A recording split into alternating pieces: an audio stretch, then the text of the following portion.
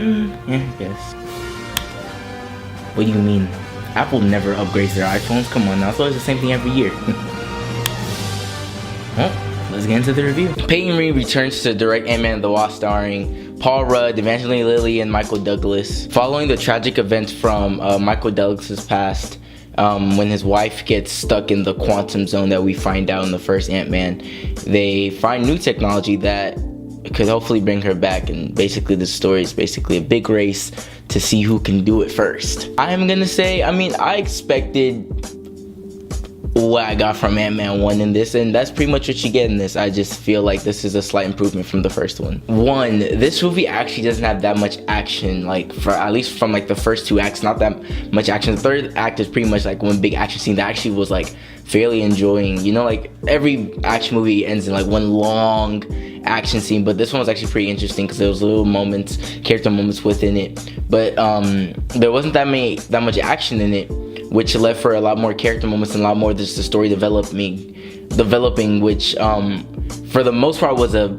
hit. There was some of the missed I'll get to later. Obviously the characters, Scott Lang, played by Paul Rudd, is dope. Evangeline Lilly as a Wasp is really, really good in this movie. I really like the way they used her, you know, with the whole wings and the blaster. I think those really dope. Michael Douglas is great. Michelle Pfeiffer, I didn't expect her, and I don't know if you guys know, I don't watch trailers. I now remember that I got the news that she was in it, but I forgot, and she was really good in the movie. Returning side characters like T.I. and Michael Pena.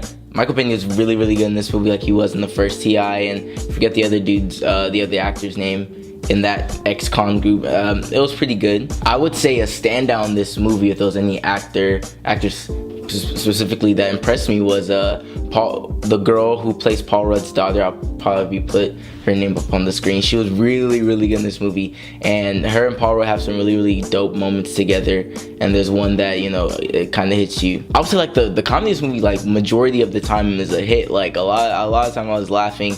There's a lot of more. This one's more like very meta humor, you know, almost like not even like Thor. This one's just pretty much meta humor, and I really, really liked it. I would say the overall story that we get with Ant-Man and the Wasp is actually pretty dope. I really liked the pacing. I liked that, you know, it wasn't even depending on the action. If anything, it was a comedy, and I really liked how the story progressed, even with minimal, you know, all right, let's pick it up here. It was like, I actually really enjoyed this movie. Like when the movie was over, I was like, oh crap, the movie's really over. New side characters in this movie, like Lawrence Fishburne's really good. Walter Goggins is really good. Randall Park as kind of like this like FBI director, he's really, really dope in this movie. He has a lot of funny moments, and I really like this character. But I'm gonna get into a few of my gripes with the movie. One, if you've heard me, I don't like exposition. It's necessary, but I just hate when you just have a scene that's like, all right, explain the story now, character. Literally from the beginning of this movie, there's a voiceover. I'm like, all right,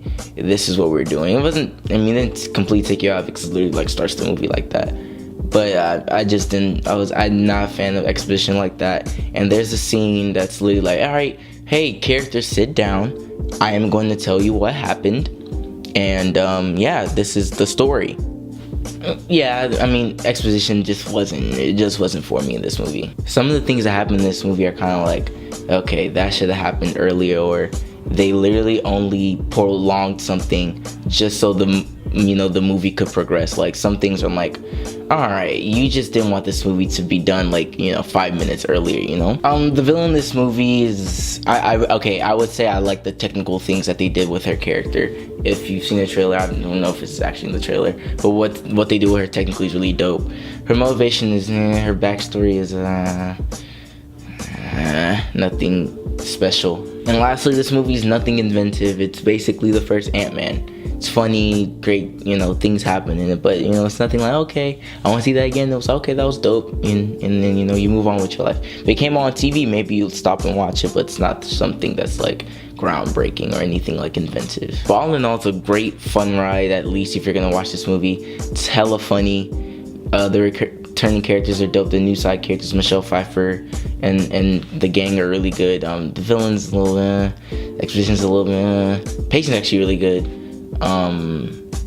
Just me minor gripes, but at the end of the day, I really do recommend this movie. I really do feel like you should go watch it. I am going to give Ant-Man and the Wasp an 8. A little editor's note, I actually have completely edited the whole review, but I forgot to say the end credit scene.